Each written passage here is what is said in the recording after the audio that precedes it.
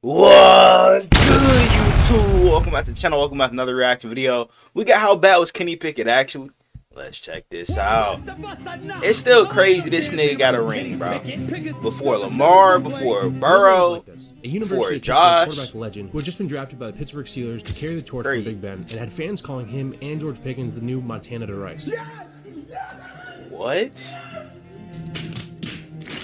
But only a couple years later, who was the saying entire that? fan base despised him, and he would be shipped off to the Philadelphia Eagles. From a first-round pick to a potential third-stringer in 2.5 years, how did we get here? What happened to Kenny Pickett? And was he really that bad? This one's near and dear to my heart because, I mean, like, Burge isn't he wasn't horrible. Like, he was a solid quarterback. He just wasn't worth a first-round pick. A Steeler fan. You know what I'm saying? Especially with how many good players were still on the board. John Elway. No, I didn't. No. But we'll get to that. Kenny Pickett was born in the Oakhurst section of Ocean Township, New Jersey. He attended Ocean Township High School and graduated in 2017. Pickett led the Ocean Township Spartans to the New Jersey Central Group 3 semifinal game as a junior, leading his team to a 9-2 record. 247 Sports ranked Pickett as the number 23 high school football player in New Jersey his senior year. During his high school career, he passed for 4,670 yards with 43 touchdowns and rushed for 873 yards with 17 touchdowns. He originally committed to play college football at Temple University, but he changed his commitment to the University of Pittsburgh. At least that's what his Wikipedia page says about him. I wasn't really too deep in the never listen to Wikipedia, bro. In Pitt in 2017, where he'd spend most of his true freshman season as a backup to Max Brown and Benvenuti. Oh shit. He would get his first ever career start at the University of Pittsburgh, upsetting then number 2 Miami. Miami fans have invaded Pittsburgh, and why not? He completed 18 of 29 passes for 193 yards with a touchdown, and also shoot off some wheels, rushing for 60 yards and 2 touchdowns. Bypassing a field goal, and it's a bootleg for Pickett, the true freshman, heading to the end zone. Nah, I ain't gonna lie. I feel like his best play, bro, had to be that fake slide, gang. I forgot what team it was against. That fake slide was clean. Pickett would then start the following year and never look back. His career stats at Pitt were 12,303 passing yards, 81 passing touchdowns, and 20 rushing touchdowns. In Pickett's final season, he was named a first-team All-American and was a finalist for the Heisman Trophy, finishing in 3rd place. Pittsburgh won the ACC championship that year and finished 11-2 in the games Pickett started, the school's best record since 1976. Personally, I was a little bit of a college football casual back then. Still kind of fake slide, I yo, didn't know bro, much about that shit was clean. Viral fake slide he had in the ACC championship game. And then Kenny Pickett declared for the NBA draft. NBA, what? And then Kenny Pickett declared for the NFL draft, where you would think all the talk would be about how Kenny was so great last year, what team should draft him, his potential in the NFL, but instead it was about his small hands. Is that a real photo, or is that one of those ones that No, that's a real photo. That's I don't think so. No, that's real. That's interesting.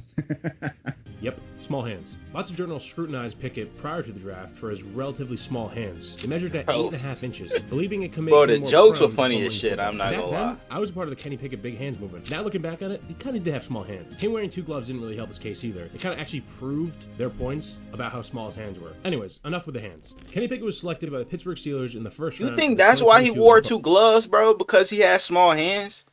That would be very interesting if that was the case.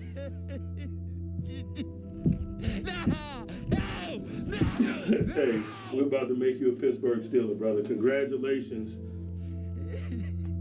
The highest the Steelers selected a quarterback since drafting Big Ben in 2004, who had just recently retired, so the door was wide open for Kenny to start, and had a lot of the fans' hopes up. A Pittsburgh college kid that didn't even have to go to a new city when drafted. It felt like destiny, but it was anything but destiny. Some fans and media started to question the decision by the Steelers, saying they should have drafted Malik Willis. Thank God they didn't. How they only picked Kenny because they were desperate since Ben retired. And none of those quarterbacks should have won in the first he just round. played weaker competition in college. Kenny That did not quarterback draft class was going into horrible. the season, losing to the MVP, Mitch Trubisky. Except for Mitch Purdy. didn't do so hot in his first couple starts. Trubisky?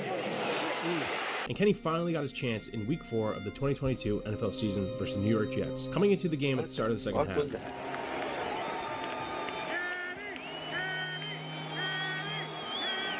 A big roar of cheers from the crowd was to be heard because people really wanted to see what Kenny can do. Unfortunately, this game was the battle of the mid, between Zach Wilson and Kenny Pickett.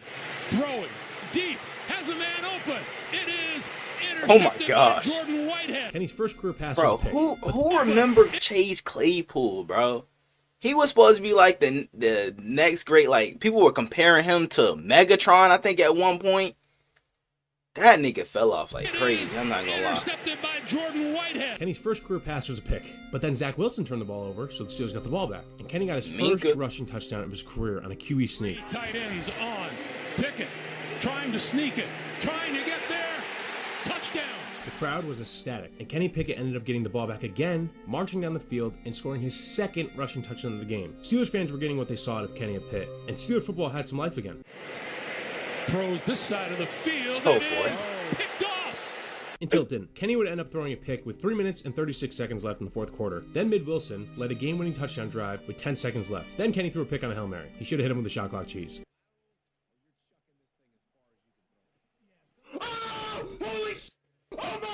Everything sort of kind of was looking good until the fourth quarter. Shit. The Steelers fan base was sad again. Kenny would go on to have a really mid-season that year, getting absolutely blown out in a couple of games, and the offense really never looked like it was clicking. The Steelers were basically the definition of mid. Kind of notice I'm saying mid a lot, and I apologize for it, but if you were watching the Steelers back then, you would understand. The games they did win, though, were because of their defense, and the games they would lose, like I said, they would usually get blown out. Once November, December came around, the Steelers were somehow still fighting for a playoff spot, and they needed Kenny just to be above mid. Not even be good, just don't be too mid. That's all we...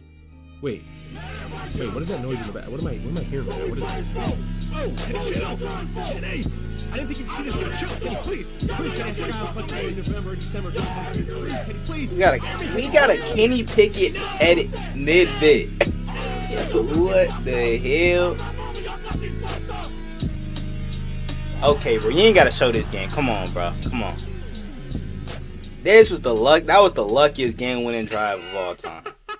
When you talk about clutchest players of all time, you think of Tom Brady, you think of Joe Montana, you think John Elway, maybe even Patrick Mahomes, but you also should think of November and December 2022 Kenny Pickett. The man was on a mission to get the Steelers in the playoffs. If the game was close in the fourth quarter, you might as well not even finish the game because you knew the Steelers were winning. That's how clutch this man was. The Steelers rattled off 7 wins from November to the end of the season, with 2 of his clutchest games coming in weeks 16 and 17 versus the Raiders and Ravens. Many compare Kenny's clutchness to Steph Curry's shooting ability. Every time Steph took a 3, you would think it's going in. And when Kenny trotted on the field in the fourth quarter with the game on the line, well, you knew the rest. Steelers just barely missed the playoffs that year, and they 100% would have beaten the Bills that year in the wildcard game, but they never got the chance. Nonetheless, the Steelers had their quarterback, and fans had their sights set in the 2023 season with high hopes. It was all up to Kenny Big Hands Pickett now. The dark times, 2023 season. If you were to sit down and watch the 2023 preseason Steelers and then not watch a lick of the regular season, you'd have thought the Steelers won the Super Bowl that year. That's how good Kenny Pickett and the Steelers looked. But then reality set in when the Steelers hosted the 49ers week 1 and they didn't get a first down until a minute and a half left in the second quarter. They got clobbered, Here we go, bro. playing with tempo. On third down, Pickett evades one. Can't evade two. To throw. Giving time. Lost one up top. Intercepted by Mooney. It's picked up. Giving Pickett time, but he misfired. The Steelers were going to lose 30-7 that game. And just like that, the Steelers were back to square one, where the offense looked very, very rough and had to rely on the defense to win a lot of their games and even stay in the games. But it really hit its breaking point. TJ getting a wild Browns, where Kenny Pickett just didn't look. Yo, TJ getting the sack with no helmet on is crazy.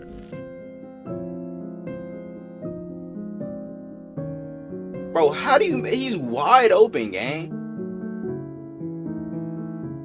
Kenny, I know you short, but damn, bro. Wide open. Second down at 10. Pickett's going to air it out, and there's nobody there. Missing reads left and right, literally throwing to nobody, and the Steelers fans had enough. What once had fans claiming Pickett to Pickens was the next Montana to Rice, were now calling for Kenny's head.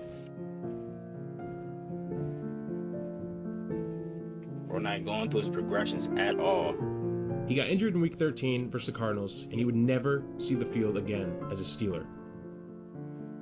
Having the chance to step back and be on the sidelines and see the game from a different perspective, has it allowed you to see anything different, learn anything, and, you know, take some lessons from it? No. And then the Steelers packed up Kenny and sent him to Philly. Just 2 years ago, he was a promising rookie. And he didn't have to move that far, bro. Still in Pennsylvania. Second string spot. You know what I'm He saying? did, though, have a winning record while he was under center for the Steelers. 14-11. All that man knew was how to win, even if he wasn't really the reason. My sweet prince is crazy, bro. I'm not even gonna lie. Hey, man, shit. I want to know what you guys think. Don Y'all let me know what other NFL videos I'm going to react to. Without further ado, I'm out. I'ma make them feel me, make them people when they chow me. And if you don't know me, I'ma make sure that you know me. I hate to say it, but I really think I'm broke. But I know I'm chosen, I really know I'm chosen. I know I'm chosen. I was just lost a year ago, but now I'm focused. When good at sports, this microphone can be my trophy. Not taking drugs, I found a better way of coping.